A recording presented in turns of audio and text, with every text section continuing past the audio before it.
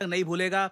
इनके बड़े शहरों में अटैक्स किए गए, इनका एयर डिफेंस सिस्टम लाहौर में डिस्ट्रॉय कर दिया गया, इनके मेंबर ऑफ पार्लियामेंट पूरे देश के सामने रो पड़े और गुहार लगा रहे हैं ये लोग, प्लीज सेव पाकिस्तान। नाउ ये जो बुजुर्ग आपके सामने जो एमपी दिख रहे हैं, इनकी आपको वीडियो दिखाऊंगा। इनका नाम है ताहिर इकबाल।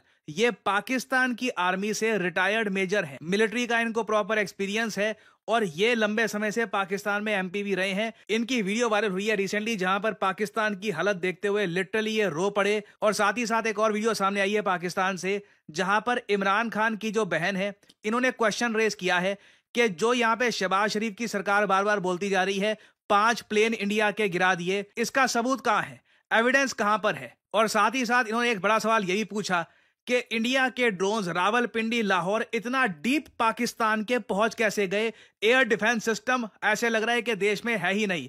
ये दोनों वीडियोस मैं आपको दिखाता हूं, मगर सबसे पहले जो ये रिटायर्ड मेजर साहब हैं किस तरीके से पाकिस्तान के पार्लियामेंट में रोए हैं, ये देखना बहुत ही इंपॉर्टेंट है। इससे हमको एक प्रॉपर अंडरस्टैंडिंग मिलती है कि पाकिस्तान में एक्चुअली में चल क्या रहा है। तो इसलिए जनाब स्पीकर, ये बात वाजा कर देनी चाहिए, हमारी कौम यकजा है। मैं इन सबसे कहूंगा कि मिल के चलो और अपने रब से रुजू करो। ऐ रब्बे काबा, हम तेरे आगे दरख्वास्त करते हैं, इस मुल्क की हिफाजत फरमाना जो तूने हमें अता किया है, और ये नबी सल्लल्लाहु अलैहि वसल्लम की दुआओं का है। आपने कायदे आजम को इंग्लैंड में मुलाकात की, ख्वाब में आए और उनको कहा कि जाओ वापस और जाके पाकिस्तान का मामला हल करो। आप खान कलात को ख्वाब में आके ये हुक्म दिया कि तुमने पाकिस्तान की सरना ये मुल्क बन के रहेगा और तुमने तो ये ऐसा बड़ा मोइजा है कि अल्लाह पाक ने ये हमें अता किया है और अल्लाह पाक इस मुल्क की हिफाजत फरमाएंगे। दुनिया में जहां भी देखें शायद हमारी कमी है, हम मजबूर हैं, हम गुनाहगार हैं, लेकिन रब्बे काबा हम तेरे हबीब के उम्मती हैं। आप चले जाएं उधर फिलिस्तीन भी चले जाएं, कश्मीर में चले जाएं, जहां भी जाएंगे मुसलमानों के साथ वो ऐसे रो रहा है जो हम सोच भी नहीं सकते हैं। तो तू हमें माफ कर दे, हम तेरे आगे सर झुकाते हैं, माफी मांगते हैं। नहीं, इसमें दो राय नहीं है मौला कि हम बड़े गुनाहगार हैं, लेकिन तेरी रहमत बहुत वसी है। तू रहमत का एक जर्रा भी भेजेगा हमारी तरफ तो इंशाल्लाह हमारी कामयाबी होगी। और दुआ करते हैं रब्बे काबा कि इस मुल्क की हिफाजत फरा और हमें दुश्मनों पर जो है वो फकीर अता फरा और हमें उनको संगूं करने की ताकत अता फरमा। ना ये सीन है पाकिस्तान के पार्लियामेंट के, इनको अपनी मिलिट्री पर इतना कोई भरोसा है नहीं, सीधा सीधा यही कह रहे हैं जो भी बचाएगा ऊपर वाला ही बचाएगा पाकिस्तान को।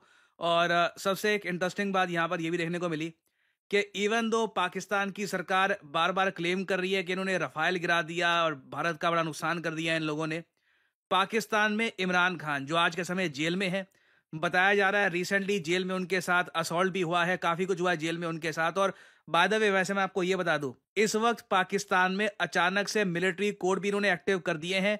पाकिस्तान में जो भी इमरान खान से जुड़े हुए लोग थे उनको और भी जेल में भेजा जा रहा है, कंप्लीट क्लीन अप किया जा रहा है। लोगों का ध्यान यहाँ पे वॉर वगैरह में है, कॉन्फ्लिक्ट में है। पीछे से आप कह लीजिए नवाज शरीफ और शहबाज शरीफ एक कंप्लीट पॉलिटिकल टेक ओवर कर रहे हैं पाकिस्तान का। और इमरान खान की जो बहन है ये रिसेंटली सामने आई और इन्होंने वही क्वेश्चन रेज किया जो आई थिंक 90% पाकिस्तानी पूछ रहे होंगे कि बार बार ये जो पाकिस्तान की गवर्नमेंट बोली जा रही है कि इंडिया के फाइटर जेट गिरा दिए, इसका सबूत क्या है और भारत के ड्रोन्स इतना डीप पाकिस्तान में कैसे आ गए। मीडिया पे हैं, जरा देखें तो सही, क्योंकि आपको शायद जंग का पता नहीं। मेरे हस्बैंड एयरफोर्स में थे, मेरे बहनोई भी एयरफोर्स में थे। ये जो क्लेम कर रहे हैं कि इन्होंने जहाज गिराए हैं, वो जो नवाज शरीफ की हुकूमत क्लेम कर रही है ना, तो यहाँ पे ड्रोन अंदर आ रहा है, मतलब इंडिया से अंदर पिंडी तक पहुंच रहे हैं। पिंडी तक पहुंचे कैसे? ये अच्छा लग रहा है देखकर के ये क्वेश्चन पाकिस्तान में भी रेज किए जा रहे हैं।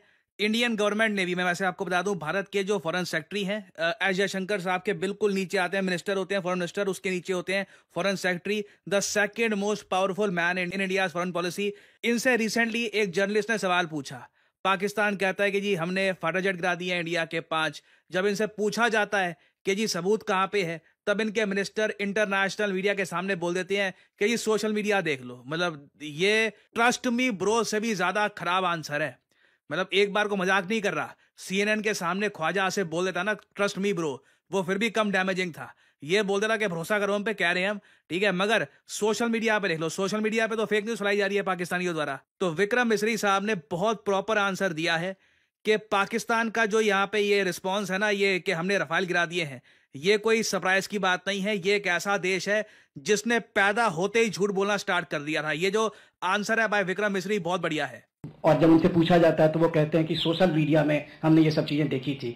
तो अगर आधिकारिक तौर पर अगर आप कुछ कह सकें इस पर, ताकि उन्हें भी समझ में आए कि इस तरह के प्रोपेगेंडा नहीं चलने वाला है। देखिए, जब सही समय होगा तो आधिकारिक तौर पे इसके बारे में सूचना दी जाएगी। लेकिन जो आपका प्रश्न है कि प्रधानमंत्री और उप प्रधानमंत्री और विदेश मंत्री, उनके रक्षा मंत्री इस तरह की बातें कर रहे हैं, तो इसमें अचरज की कोई बात नहीं है। आखिरकार ये एक देश है जिसने अपना इसका जन्म लेते ही झूठ शुरू हो गया था। 1947 में जब पाकिस्तानी फौज ने जम्मू कश्मीर पे दावा बोला तो उन्होंने किसी ऐसे वैसे व्यक्ति से नहीं, संयुक्त राष्ट्र से झूठ बोला कि हमारा कोई लेना देना नहीं है इससे। ये लोग जो गए हैं वो तो कबायली, वो तो जब हमारी फौज वहां पे पहुंची और यूएन के लोग, संयुक्त राष्ट्र के लोग खुद वहां पे पहुंचे और उन्होंने देखा कि वहां तो पाकिस्तानी फौज घुसपैठ करके आ गई है। बिल्कुल, इन्होंने यहाँ पर सही बात बोली है। पाकिस्तान ने जन्म लेते ही ऑलमोस्ट झूठ बोलना स्टार्ट कर दिया था। पहले शब्द ही झूठ के थे। और अगेन, जैसे मैंने आपको बताया, जो भी फाइटर जेट को लेकर डिटेल्स हैं कि क्या हुआ, ड्रोन्स का क्या हुआ,